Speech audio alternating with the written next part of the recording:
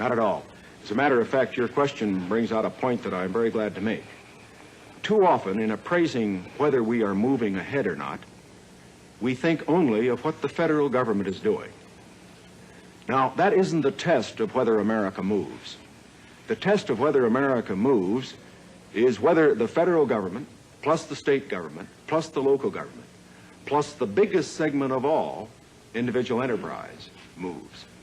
I hope that every American, regardless of where he lives, will stop and examine his conscience about this and other related incidents. This nation was founded by men of many nations and backgrounds. It was founded on the principle that all men are created equal, and that the rights of every man are diminished when the rights of one man are threatened. The tragic death of President Kennedy is a great loss, not only to our country, but to the entire world. President Kennedy was giving to our country and to the free world visionary, sterling, and courageous leadership so necessary during this trying period of the world's history. There is no cause for pride in what has happened in Selma. There is no cause for self-satisfaction in the long denial of equal rights of millions of Americans. But there is cause for hope and for faith in our democracy and what is happening here tonight. For the cries of pain and the hymns and protests of oppressed people have summoned into convocation all the majesty of this great government, the government of the greatest nation on earth. I'm not sure how immediate the effect will be because, of course, the President has the Taft-Hartley law and he hasn't used it in this particular case. And there are many of us in Congress who feel that we shouldn't have any new labor legislation while this situation exists until after the President has used Taft-Hartley. But for the long run, I would expect some new labor legislation to grow out of this experience. A misunderstanding and deliberate misrepresentation fostered by those who would subvert our heritage and our entire system of government has brought forth an era of American life which threatens to divide our people and destroy Western civilization's greatest dreams and achievements. For generations, the American Republic has been the embodiment of the hopes and aspirations of the English-speaking people. This was achieved by constant opposition to, and often by successive arms against the unlimited power of despots and dictatorships. It gains its sustenance from a righteous dedication to a constitution which espoused the theory that a central government is a servant of the people, that this nation was never meant to be a unit of one, but a united of the many. And whether we're willing to say candor of an American officer at Ben Tre in Vietnam, that it became necessary to destroy this town in order to save it. Now, he wasn't saying that just for himself. He was saying it also for you.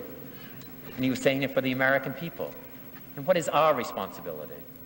And therefore, what should be our policy in dealing with problems like that? These are moral problems, they're security problems, they're problems for all of you, for all of us as United States citizens. Now, this is simply based upon an ignorance of government finance. The real problem with government spending is that outgo has continued to surpass income, with the resultant debt and inflation. However, spending as such merely kept pace with the gross national product and personal income. In the past 10 years, they all approximately doubled. Since 1952, they all tripled. In the past 10 years, federal civilian employment grew 17%, which parallels the private employment growth rate of 18%. So again, the growth of the federal government is merely keeping pace with the growth of the nation.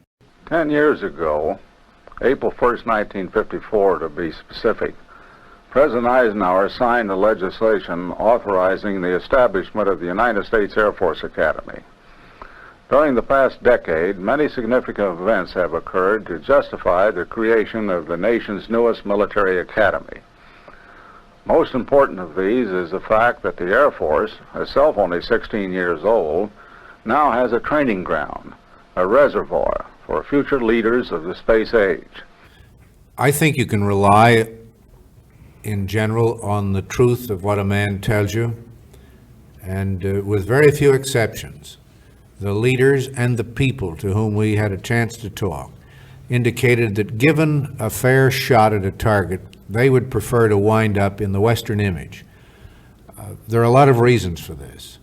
It's, I think, in part, the fact that they now have many of the elements of a Western culture.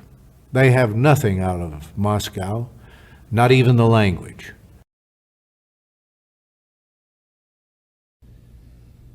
No, I don't think it can be done. And again, speaking as a conservative, we've gotten along very well for nearly 200 years in this country with the theory of divided powers, where we have the three branches of government, and one of them is divided into two houses, and one house is divided into three segments. And we envisioned under our Constitution that the executive would be the executive, in fact, of state and of government. Oh, there are so many. Of course, the mail has had a good deal. The mail continues to come in quite heavily from all over the country. And that it's been very encouraging, and that will have something to do with it. More than that, I do have a job. I am a United States Senator from Maine, having come down here with a good big majority. And I would not want to do anything that would cause me to neglect my work in the Senate. It's not an inflation, it's that we have made much more precise and answered the objections, which were in some cases validly raised, that we did not specify for family size, for people living in the country, etc. Secondly, there is a sense in which the poverty definition is relative, historically relative. To tell a poor person without enough food in Appalachia that he's better off than an Indian peasant is cold comfort to him, because he doesn't live in India, he lives in Appalachia.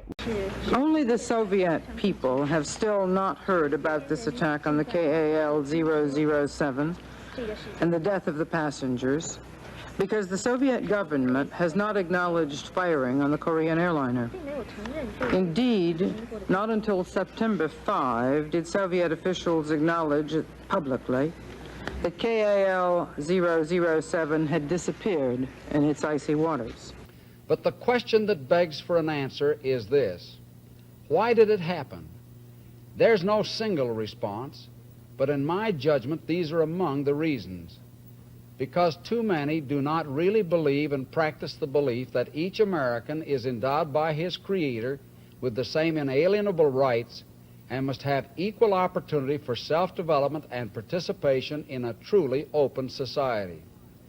Because of a decline in religious faith and moral character that leads to a rising pattern of permissiveness, corruption, and crime. When I was in the House, I supported Harry Truman when a lot of people were running for cover because he was taking on some very unpopular issues that they now say he was absolutely right. And I knew he was right because not just that he came from Missouri, but Harry Truman could make tough, difficult decisions. And he could say no and mean it. I think we need a little of that. Well, it's the very innocuous wording of the amendment that is the reason why many people didn't realize in the beginning what unfortunate consequences it would have. But fortunately, the amending process calls for a full-blown debate in the state legislatures around the country, and this is where we find out some of the things that were not originally realized by many people who voted for it. We find, as we look into the matter, that ERA won't give women anything which they haven't already got or have a way of getting.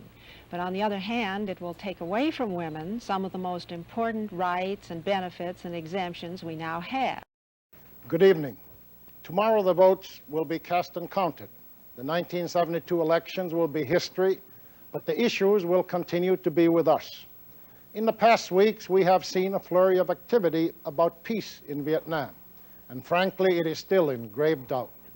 As welcome as peace is, whenever it is achieved, the American people have a right to know why it has taken 4 years, the lives of 22,000 Americans, and 1 million Vietnamese, 13 million bombs, and $60 billion